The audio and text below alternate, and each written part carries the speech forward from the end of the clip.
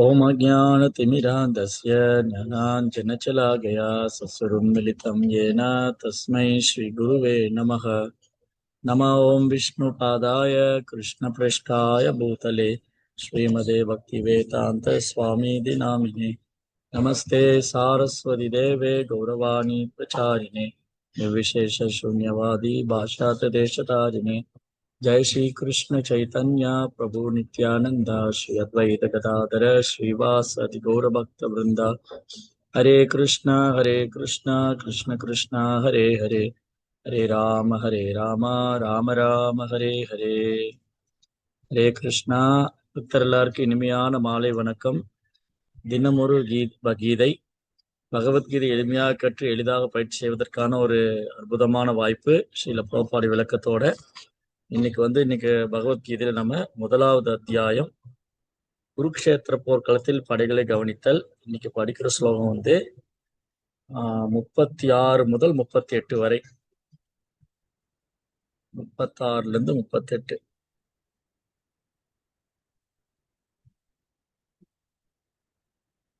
பாவமேவாஸ்ரயே தஸ்மான் ஹத்வைத்வா நாததாயினः தஸ்மானார்ஹவயம் ஹந்தும் தர்தராஷ்ட்ரான் சபந்தவான் சஜனம் he கதம் ஹத்வா சுகீனா ஷ்யாம மாதவா. Sin will overcome us if we slay such aggressors. Therefore, it is not proper for us to kill the sons of Dhritarashtra and our friends. What should Hare Krishna? Prabhu stuck ஆயிட்டே இருக்கு பிரபு. விட்டு கேக்குது. நான் ஒரு நிமிஷம் மாதாஜி இதை படிச்சு முடிச்சிடுறேன். நெட் ப்ராப்ளமா இருக்கு. What should we gain, O Krishna, husband of goddess of fortune, and how could we be happy by killing our own kinsmen? Then verse number 37 and 38. Yatyabhiyedana pashyanti lobohada chetasa kulakshayakradam dosham mitradoha chapatakam kadam najnanam asmabi pabadasmin nivartadum kulakshayakradam dosham prabhashyadbir janardana. O Janardana, although these men, their hearts overtaken by greed, see no fault in killing one's family or quarreling with friends, why should we, who can see the crimes in destroying a family, engage in these acts of sin? Okay. இப்போ இந்த 2 ஸ்லோகத்துல அர்ஜுனன் மூன்றாவது காரணம், இந்த மகாபாரத யுத்தம் ஏன் நான் செய்ய மாட்டேன் அப்படிங்கிறதுக்கு மூணாவது காரணம் சொல்றேன். ஏற்கனவே 2 காரணம் பார்த்தோம். இந்த மகாபாரத யுத்தம் தேவையில்லை, இது செய்யக்கூடாது அப்படின்னு ஏற்கனவே 2 காரணம் சொல்லி அர்ஜுனன் நிராகரிச்சார். ஒண்ணு என்னுடைய உறவினர்கள், நண்பர்கள், ஸ்வஜனா. 2வது எனக்கு சந்தோஷம் கிடையாது, இவங்கெல்லாம் கொண்டுட்டு நான் எப்படி அனுபவிக்க முடியும், எனக்கு எப்படி சந்தோஷமா இருக்கும், எனக்கு துக்கம்தான் சேரும் அப்படின்னு சொன்னார். 2வது காரணம். இன்னைக்கு 3வது காரணம் சொல்றாரு. அவங்க வேணா பாவிகளா இருக்கலாம், அவங்க பாவகரமான வாழ்க்கை வாழலாம், அவங்க பாவிகளா இருக்கலாம், அவங்களுக்கு நாம ஏன் பாவத்தை சேர்த்துக்கணும், அவங்கள கொல்றது மூலமா நாம ஏன் பாவத்தை சேர்த்துக்கணும்னு சொல்ற. அப்ப இதுல இந்த 3வது காரணம் இந்த மகாபாரத யுத்தத்துல நான் அவங்க எல்லாம் கொன்னேன்னா எனக்கு பாவமே சேரும் அப்படின்னு சொல்ற. இப்ப இந்த ஸ்லோகத்துல ஒரு வார்த்தை அர்ஜுனன் பயன்படுத்தியிருக்கார், ஆததாயினா. ஆததாயினா அப்படின்னு சொன்னா கொடூரமான பாவகாரியம் செய்யறவங்க. இந்த கொடூரமான பாவகாரியம் செய்யறவங்கள ஆததாயினான்னு சொல்லுவாங்க. அப்ப பிரபுபாதா அந்த கொடூரமான பாவ செயல் என்னென்னு சொல்லி பொருளூரில் லிஸ்ட் கொடுத்திருக்காரு. யாரெல்லாம் கொடூரமான பாவிங்க, இந்த கொடூரமான பாவகாரங்களை செய்யறவங்க கொடூரமான பாவிகள். ஒண்ணு விஷம் வச்சு கொள்றவங்க, 2வது அடுத்த வீட்டுக்கு தீய வைக்கிறவங்க, 3வது கொடூரமான ஆயுதங்கள் கொண்டு தாக்குறவங்க, 4வது ஒருத்தருடைய செல்வத்தை சூறையாடுறவங்க, 5வது அடுத்தவங்க நிலத்தை அபகரிக்கிறவங்க, 6வது அடுத்த மனைவியை அபகரிக்கிறவங்க. இந்த 6 விதமான செயலை பண்றவங்கள கொடூரமான பாவிகள், அக்கிரமக்காரர்கள் சொல்லலாம். இப்ப இதுல பாத்தீங்கன்னா பெரும்பாலுமான பாவகாரியங்களை கௌரவர்கள் பாண்டவருக்கு செஞ்சிருக்காங்க. அவங்கள விஷம் வச்சு கொல்ல பார்த்திருக்காங்க, பீமனை விஷம் வச்சு கொல்ல பார்த்திருக்காங்க. அப்புறம் அவங்கள வர்ணவடா அப்படிங்கிற இடத்துக்கு அனுப்பி அரக்குனாலே ஒரு மாளிகை செய்து அந்த அரக்கு மாளிகைக்கு தீ வைக்க பார்த்திருக்காங்க, தீ வச்சிருக்காங்க, வீட்டுக்கு தீய வச்சிருக்காங்க. அப்ப விஷ வச்சு கொல்ல பார்த்திருக்காங்க, வீட்டுக்கு தீய வச்சிருக்காங்க. மூணாவது கொடூரமான ஆயுதங்களை கொண்டு அவங்களை தாக்குறதுக்கு முயற்சி பண்ணியிருக்காங்க. நாலாவது அவங்க சொத்தெல்லாம் சூதாட்டத்துல வர வச்சு, யுதிஷ்டிர மகாராஜர் சூதாட்டத்துல வர வச்சு அவங்க சொத்தையெல்லாம் அபகரிச்சிட்டாங்க. அப்ப அவங்க நிலத்தையும் அபகரிச்சிட்டாங்க. ஆறாவதா திரௌபதியை சபையில அழைத்து வந்து அவங்கள அவமானப்படுத்த முயற்சி பண்ணாங்க. இந்த 6 விதமான பாவங்களை வந்து கௌரவர்கள் பாண்டவருக்கு செஞ்சிருக்காங்க. இதுல ஒரு பாவம் செஞ்சிருந்தாலே அவனை கொல்லலாம்னு சாஸ்திரம் சொல்லுது. சாஸ்திரம் என்ன சொல்லுதுன்னா, இந்த 6 விதமான பாவத்துல ஒரு பாவத்தை செய்திருந்தாலே அவனை கொல்லலாம்னு சொல்லியிருக்கு. ஆனா கௌரவர்கள் வந்து இந்த 6 விதமான பாவம் செஞ்சிருக்காங்க. விஷயா மகாக்னி புருஷாத தர்ஷனாத் அசத் சபாய வனவாச்ச கிருஷ்ணதக. குந்தி தேவி இந்த 6ஐயுமே ஒரு லிஸ்ட் போட்டிருக்காங்க.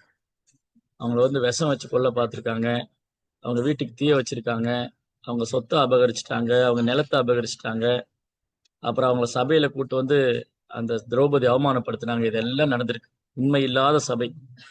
அப்ப இந்த இந்த 6 அக்கிரமத்துல ஒண்ணு செஞ்சிருந்தா கூட அவனை கொல்லலாம்னு சொல்லும்போது, இந்த 6 அக்கிரமத்தையுமே வந்து கௌரவர்கள் பாண்டவருக்கு செஞ்சிருக்காங்க.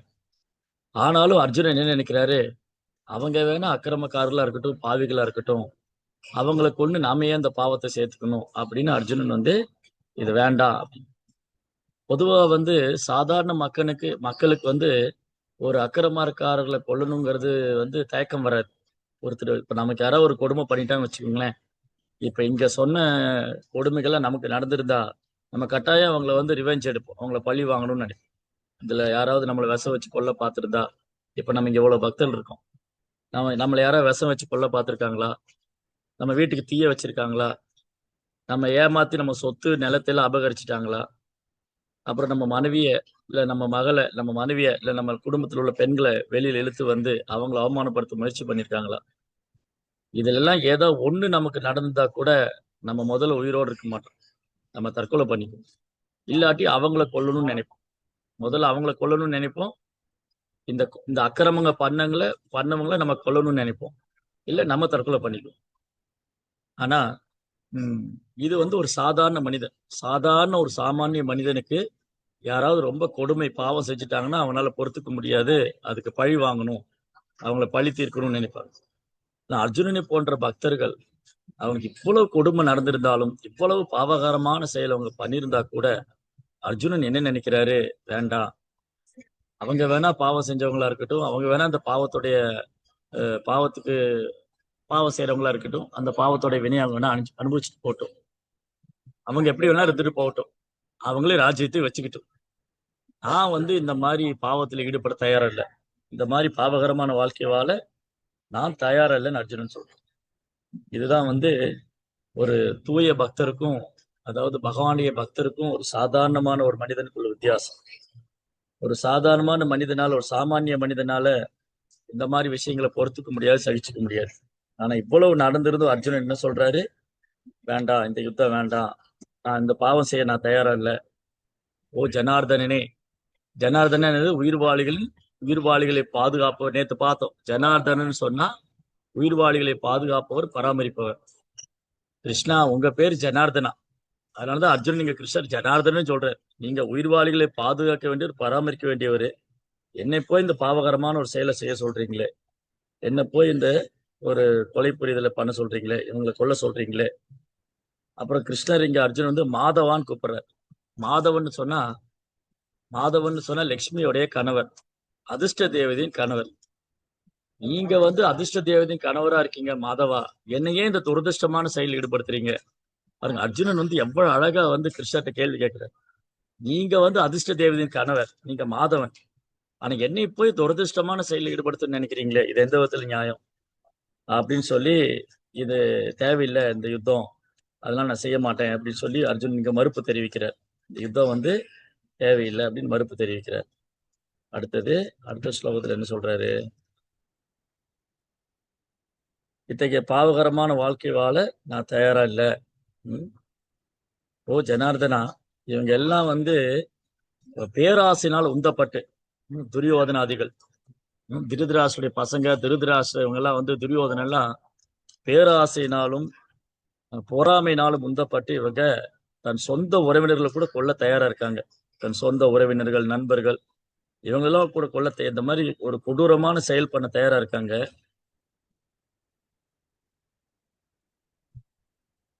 அதனால இந்த மாதிரி பாவகாரிசி அவங்க துணிஞ்சிட்டாங்க, நம்ம ஏன் அதை செய்யணும், வேண்டாம் அப்படின்னு சொல்றாரு. அப்ப பிரபுபாத பொருளூர் என்ன சொல்றாரு, ஒரு சத்திரியன் வந்து இதை மறுக்க முடியாது. ஒரு சத்திரியனுக்கு சவால்னு வரும்போது அவர் மறுக்க கூடாது. ஆனா அர்ஜுனன் என்ன நினைக்கிறாரு, தன்னுடைய சாதுவான மிருதுவான தன்மை, அவருடைய கருணை குணம் இரக்கத்தினால அர்ஜுனன் இது வேண்டாம் அப்படின்னு நினைக்கிறார். அர்ஜுனன் எதை மாதிரி கருணை காமிக்கிறாரு, அந்த உடலுக்கு தான் கருணை காமிக்கிறாரு, ஆன்மாவை மறந்து போயிட்டாரு. அதான் நம்ம பின்னாடி வரக்கூடிய அத்தியாயத்துல படிப்போம். இப்ப அர்ஜுனன் இந்த யுத்தத்தை தவிர்க்க முடியாது, ஏன்னா அவங்க சவால் விட்டுருக்காங்க, இந்த யுத்தம் செய்தே ஆகணும்னு சவால் விடுறாங்க. இது அர்ஜுனால தவிர்க்கவும் முடியாது. அவங்க வேணா குருடங்களா இருக்கலாம், அவங்களுக்கு தர்மம் தெரியல, சாஸ்திரம் தெரியல, அவங்க வேணா அப்படி இருக்கலாம். தர்மம் அறிந்த நாமே அதை செய்யணும், அந்த பாவகரமான கொலை புரிதலை நம்மையே செய்யணும்னு அர்ஜுனன் இங்க ஆர்கியூ பண்ற. இதுதான் இன்னைக்கு வந்து ஒரு அழகான பாடம். இன்னைக்கு என்ன அழகான பாடம்னா, பகவானுடைய பக்தர்கள் வந்து எந்த ஜீவராசிக்கு துன்புறுத்த விரும்புவதில்லை. அவர் எந்த ஜீவராசியத்திலும் பொறாமை கொள்றதில்லை, பகைமை பாராட்டுவதில்லை, வெறுக்கிறதில்லை. பகவானுக்கு நம்ம பக்தி தொண்டு செய்ய செய்ய, பகவானுடைய சேவையில் ஈடுபட பக்தர்கள் சங்கத்துல வந்து தூய பக்தர்கள், குருமார்கள், ஆச்சாரியருடைய அடிச்சுவடு, பகவத்கீதை படிக்கிறது, பாகவதம் படிக்கிறது, அந்த மாதிரி பக்தர்கள் சங்கத்துல வந்து தூய பக்தர்கள், ஆச்சாரியர்களோட அடிச்சுவட்டை நம்ம பின்பற்றும் போது, கொஞ்சம் கொஞ்சமா நம்ம கிருஷ்ணருக்கு சேவை செய்யும் போது, பகவானுடைய நாமத்தை உச்சரிக்கும் போது, ஹரே கிருஷ்ணா கிருஷ்ண கிருஷ்ண ஹரே ஹரே, ஹரே ராம ராம ராம ஹரே ஹரே, பகவான் நாமத்தை உச்சரிக்கும் போது படிப்படியா தெய்வீகமான குணமெல்லாம் ஒரு பக்தன்ட்ட வர ஆரம்பிக்கும். அப்போ பாகவதம் என்ன சொல்லியிருக்கு, யசாஷ பக்திர் பகவத் கிஞ்சனா சர்வை குணை தத்ர சமாசதேசுரா ஹராவ பக்தஸ்ய குதோ மகத் குணா மனரசுதாவதோ பகி. பகவானுடைய பக்தர்கிட்ட வந்து 33 கோடி தேவி தேவர்கிட்ட இருக்கிற தெய்வீகமான குணங்கள்லாம் வந்துடும். பக்தன் இல்லாதவன்ட்ட என்ன குணம் இருக்க போகுது, அவர் மனம் ரதங்கிற குதிரையில பிரயாணம் பண்ணு. அதனால பக்தி தொண்டு செய்ய செய்ய நமக்கு என்ன ஆகும்னா, எந்த ஜீவராசி நம்ம வெறுக்க மாட்டோம், யார் மேலே. ஹரே கிருஷ்ணா. ஸோ இதோட கன்க்ளூஷன் என்னன்னு சொன்னா, பகவானுக்கு பக்தி தொண்டு செய்யும்போது, பகவானுடைய சேவையில் ஈடுபடும் போது, பகவானுக்கு பக்தி தொண்டு செஞ்சு பகவானுடைய சேவையில் ஈடுபடும் போது படிப்படியாக நம்மக்கிட்ட தெய்வீகமான குணங்கள் தோன்றும். அப்போது நம்ம யார் மேலேயும் பொறாமை கொள்ள மாட்டோம், யாரையும் வெறுக்க மாட்டோம், யாரையும் உதாசீனப்படுத்த மாட்டோம், யாரையும் குற்றம் செய்ய மாட்டோம், யாருக்கும் அபராதம் பண்ண மாட்டோம். இந்த குணங்கள்லாம் படிப்படியாக வளரும். அப்போ எந்த அளவுக்கு நம்ம கிருஷ்ண உணர்வில் தீவிரமாக ஈடுபடுறோமோ அந்த அளவுக்கு நமக்கு யாராவது கெடுதல் பண்ணால் கூட நம்ம அவங்கள மன்னிக்கணுங்கிற எண்ணம் தான் வரும். இன்னா செய்தாரே ஒருத்தல் அவள் நாடு நன்மையும் செய்து விடல். நமக்கு யாராவது கெடுதல் பண்ணால் கூட அவங்க வெக்கப்படுற அளவுக்கு நல்லது பண்ணுங்கிற எண்ணம் வந்துடும். அதான் பக்தி தொண்டுடைய மகிமை. பக்தி தொண்டுடைய மகிமை என்னென்னா, பகவான் நாமத்தை உச்சரித்து பக்தர்களுக்கு சேவை பண்ணும்போது, பகவானுக்கு பக்தனுக்கு சேவை பண்ணும்போது படிப்படியாக நம்மகிட்ட தெய்வீகமான குணங்கள் வரும். அந்த தெய்வீகமான குணங்களை வளர்த்துக்க நம்ம முயற்சி பண்ணணும். எந்த அளவுக்கு நம்ம தெய்வீகமான குணங்களை வளர்த்துக்க முயற்சி பண்ணுறோமோ அந்த அளவுக்கு நம்ம கிருஷ்ணருக்கு பிரியமானவங்களாகும். அப்போ இங்கே நல்லா பார்க்கலாம், அர்ஜுனன் வந்து எப்படி இந்த யுத்தம் தவிர்க்கிறாரு. இது வந்து அர்ஜுனனுக்கும் பரீட்சை வந்தது. ஏற்கனவே பாகவதம் ஃபர்ஸ்ட் கேண்டோவில் நம்ம படிச்சிருக்கோம். திரௌபதியோட 5 குழந்தைகளை வந்து அஸ்வத்தாமன் கொன்ன போது அவங்கள மன்னிச்சு விட்டாங்க. அதுதான் அதோட ஸ்பெஷாலிட்டி. அப்போ வந்து பாண்டவருக்கு வச்ச பரீட்சையில் அவங்க ஜெயிச்சிட்டாங்க. அஸ்வத்தாமனை கிருஷ்ணரே அஸ்வத்தாமனை கொல்லலான்னு சொல்கிறார், இருந்தும் அவங்க அஸ்வத்தாமனை மன்னிக்கிறாங்க. அதுதான் வைணவருக்கான குணம். அதனால் எனக்கு அழகான பாடம் என்னது, அந்த அக்கிரமக்காரர்களை கொல்லலான்னு இருந்தால் கூட அர்ஜுனன் அவர் பக்தனுக்கு உண்டான குணத்தினால அதை தவிர்க்கிறாரு. இன்னொரு காரணம் வந்து அவர் வந்து உறவினர்கள் மேலே உள்ள பாசத்தினாலும் தேவையில்லாத கருணை, தேவையில்லாத இரக்கத்தினாலும் இந்த யுத்தத்தை தவிர்க்கணும்னு நினைக்கிறார். இதெல்லாம் பின்னாடி வரக்கூடிய ஸ்லோகங்களில் கிருஷ்ணர் எப்படி முறியடிக்கிறாருன்னு பார்க்க போகிறோம். ஹரே கிருஷ்ணா. ஜெய் ஸ்ரீல பிரபுபாத் கி ஜெய்.